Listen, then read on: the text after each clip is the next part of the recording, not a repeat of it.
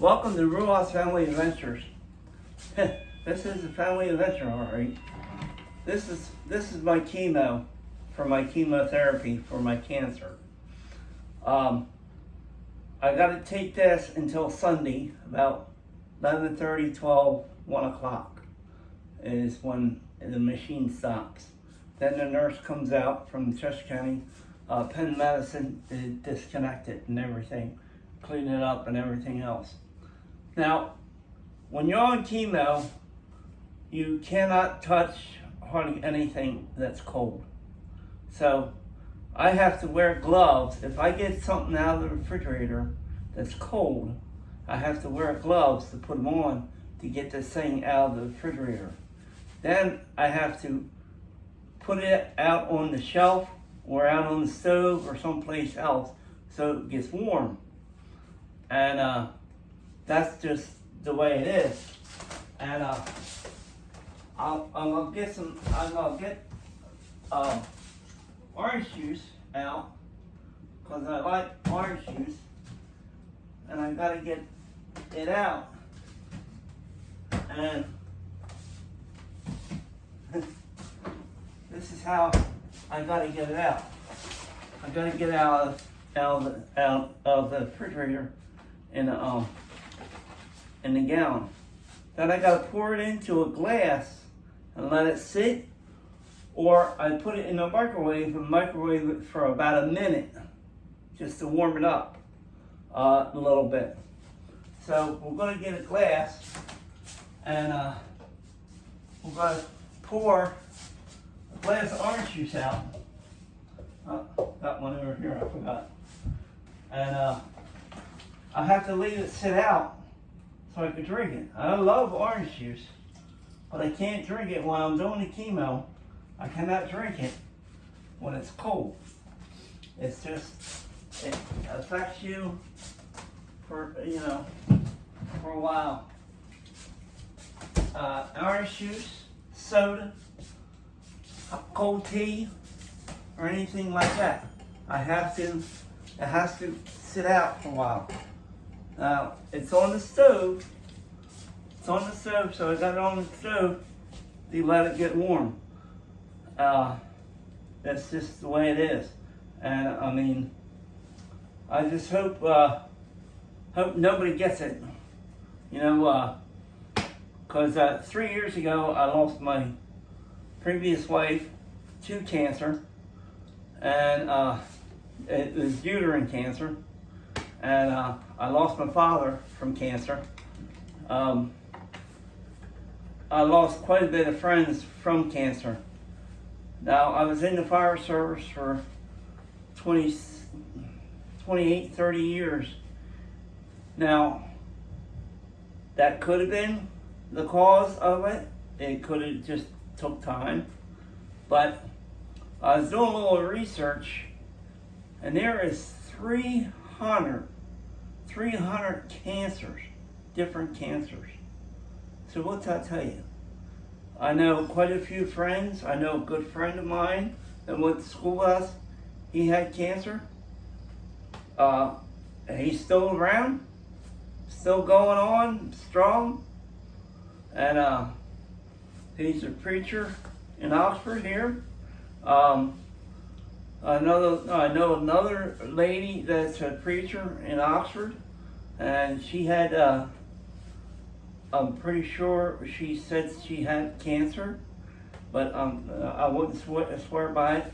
But cancer is not nothing to fool with. If it wasn't for Michael, my son, I wouldn't have done it, but I did it to be with him. We have issues with my children, some of my children, but their mother passed away from cancer.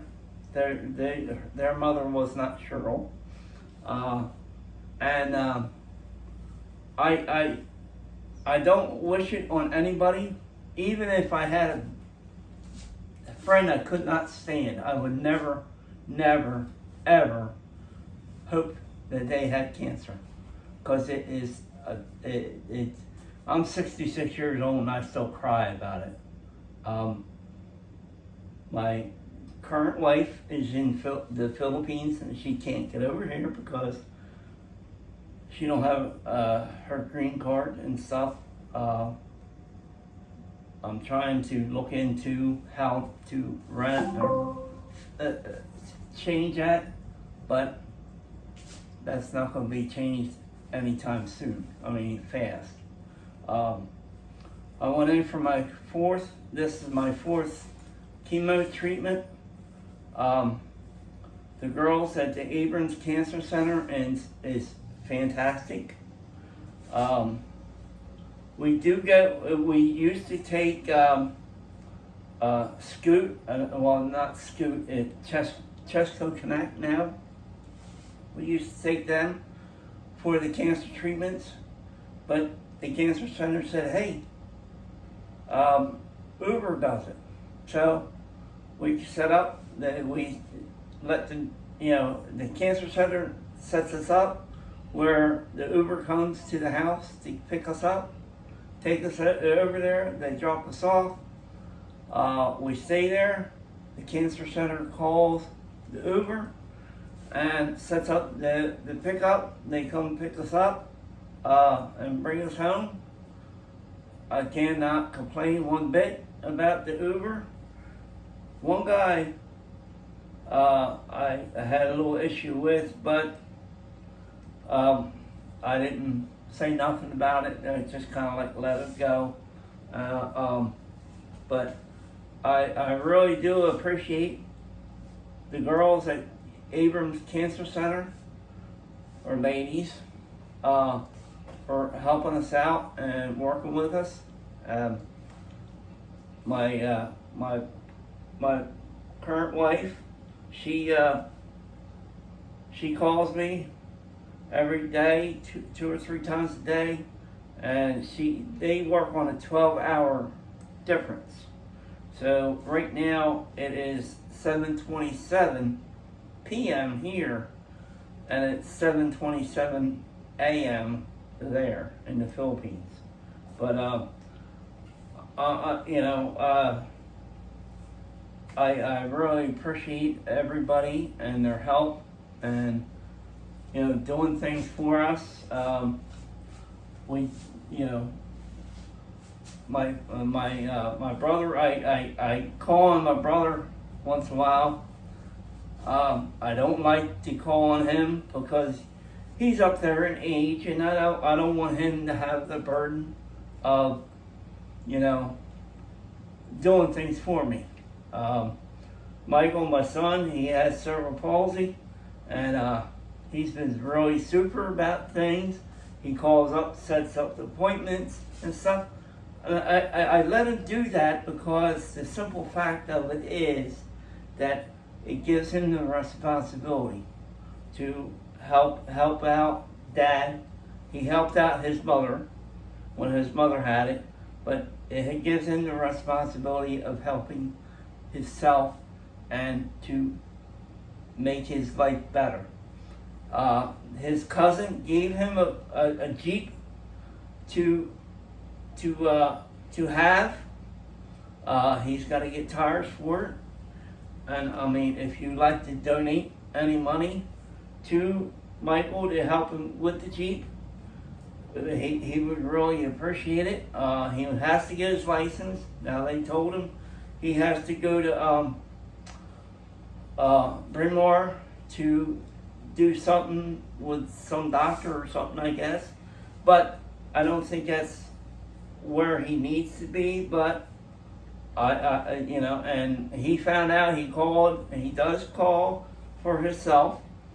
He called and said the fee is $400 and some dollars, and he's like, Dad, where in the heck, not heck, but where am I going to get the $500? And they cut his disability down to $900 some dollars, so I get 17 and he gets 9, and here, where are we supposed to go? You know, I can't see that good ever since my stroke. I had the stroke. I can't see that good because of the stroke. You know, and I try to help them out the best I can.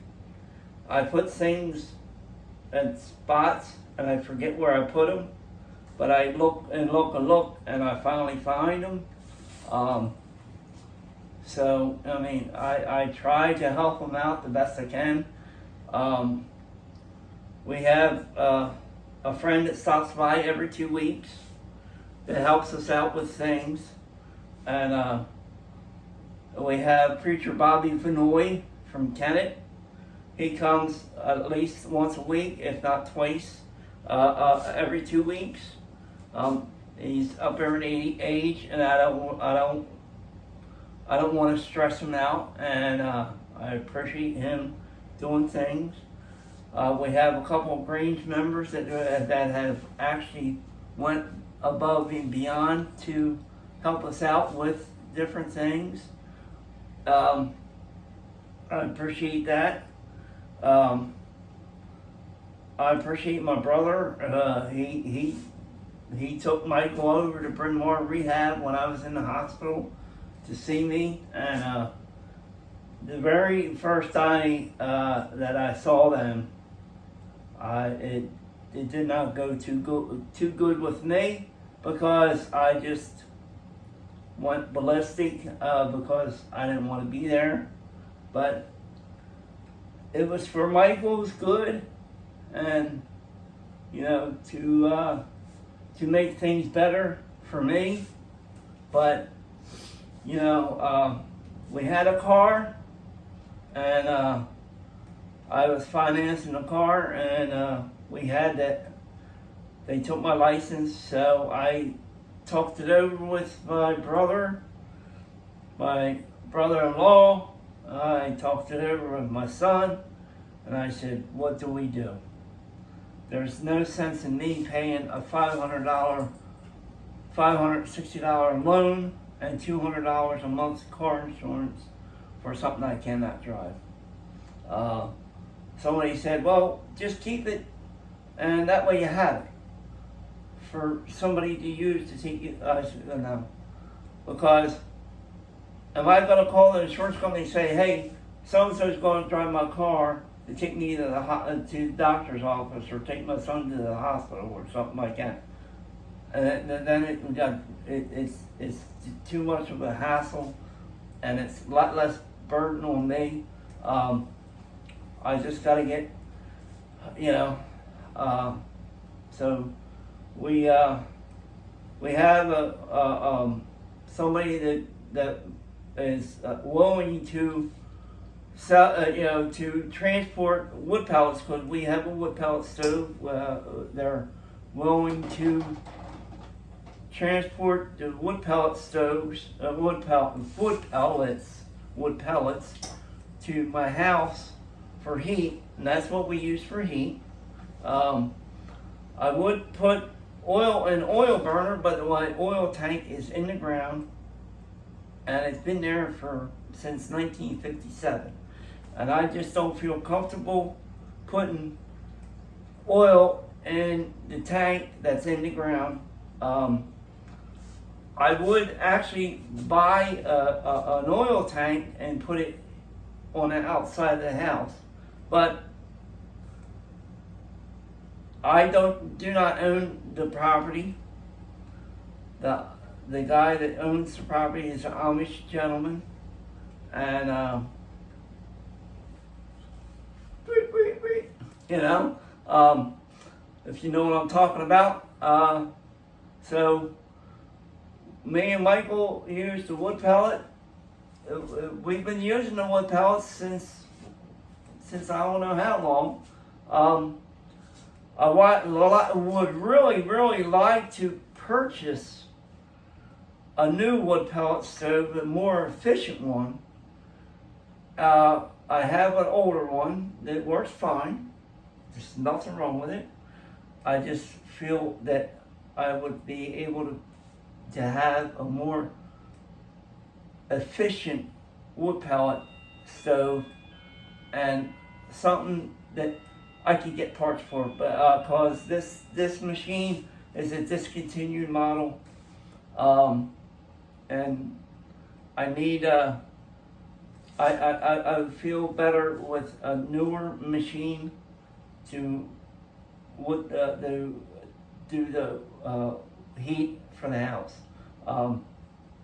That's just the way I like to do it, and I really would appreciate it, if you're willing to do something to help me out with the heater. That's fine. The landlord knows if I move, the pellet stove's going with me, or it's going to be sold.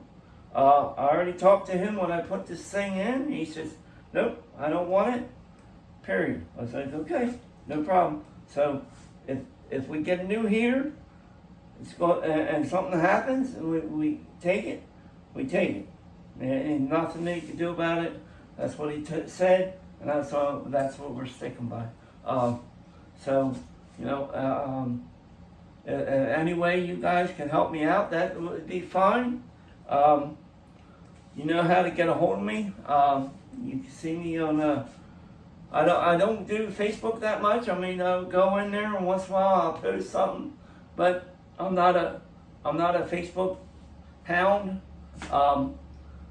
If you go to text me, you can text me or call me. Well, text me first, and then call me, or I'll call you back. Just make sure you leave your name and stuff like that. That way I know who it is, because if it's a phone number I do not know and do not recognize, I will not call. I will delete it, and that'll be it. It's just because I get so many calls. I get text messages saying, "Oh, you won this and that and everything else," and I'm sick of it. I don't want to change my phone number, because if you change your phone number, it's going to start all over again, but a different number. That's all it is. So if you're willing to donate, whatever you can. I have a GoFundMe also. It's on my Facebook page. Or if you want to stop by the house, I'm here almost every day. You can stop by, chit chat, shoot the breeze, bring beer, but I don't drink beer. But you can bring beer and sit outside, have a little chit chat and whatever, or come in the house and have a chit chat. But I'm here, so you can stop by and see me and do what we have to do. And I really would appreciate it. I like the company, and it's just the way it is. I get bored sitting here by myself. Michael works. I have not asked him not to work. He wants to work. He makes a little bit of money. He don't make a lot. He don't have a car. He wants to get tires for his car. And we were talking about that today, and he said, Dad, he said, I want to get the cheapest tires and stuff. And I said, well, get 2 this week and 2 in 2 weeks when you get your other paycheck. And I said, but don't go forcing yourself into buying tires. I said, but buy 2, get the 2 other ones, taken off. And he has to get somebody to take him over to the shop, over to a tire place to get tires and mount it and balance them. He's 30-some years old. He's got cerebral palsy and stuff, and he's trying to do what he can do for himself, and I'm asking him to do it. That way he knows how to do things, and he's not left in the blind. I mean, I could go back and help him, but I cannot. I'm not doing any mechanical work or anything. But we have a bunch of things in the barn that we want to get rid of, because that way I can get rid of that stuff in the barn. I want to sell it. I'm not giving it away. I want to sell it. That money is going to go into the fund, the funeral fund, or whatever fund you want to call it, the helper fund or whatever. But that's going to be, that's going to be the fund for me and for Michael. And I mean, it's not going to be buying all kinds of dumb shit, how some people do. But it's going to be in the fund. And my son and Michael, his name's on the book, because if I put my name on there first, it would be a big hassle. They would freeze the account if something happened to me, if you know what I'm talking about. So I just put it in his name, that way it gives him the responsibility. He once in a while he'll go out and he'll like last month we put the money into the account for the rent. We used to give our landlord cash, but now he's given him a check. That way we have a record of it. But I mean, we have records, but they sign a receipt. But that way he goes to the bank. But if there's any way you guys can help me and Michael, I really would appreciate it. Like I said, we have a GoFundMe. You want to stop by the house? Just give me a call, or give Michael a call, or send him a text message or Facebook message and say, hey, let him know, or you can, message me, or call me, or text me. I really would appreciate it, and I really want to thank the people that have helped me to this point. It's a long road for me. It's a bad road because I lost my mother I lost my dad. Well, I lost my brother from a car accident in Kent Square, and when a police car hit him. I lost my father from cancer. I lost my mother. I'm not sure I don't want to say cancer, but I'm not sure why I lost her. I lost, I lost my previous wife from cancer. She fought. She helped me raise my 3 daughters. She raised my 2 sons. She had a son from previous relationship. I adopted him, so he's my son. I have Michael, and he was born with cerebral palsy. He was born 3 ounces, 3 pounds, some odd ounces. But he's got cerebral palsy, and he does a fantastic job. He gets on me. He really does. He really gets on me. He's a pretty good boy, and I cannot ask for anything else bad from him. I have friends that have helped me out quite a bit. Not a lot. I mean, they haven't given me $1 million, but I mean, they've helped me out. I have friends. I've had some family members that help me out, but it's a long road. And like I said, if you want to donate, I got a GoFundMe account up, or you can stop by the house and stop by and see me, and whatever you want to do, I appreciate it. And whatever floats your boat, whatever you want to do.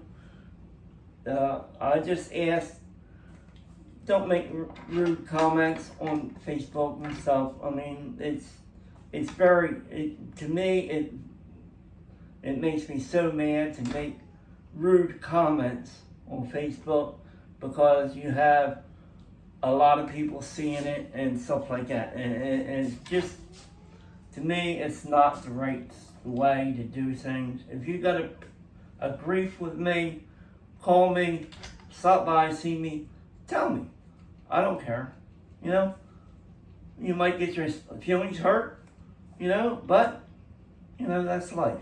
And I know I might get my feelings hurt from this.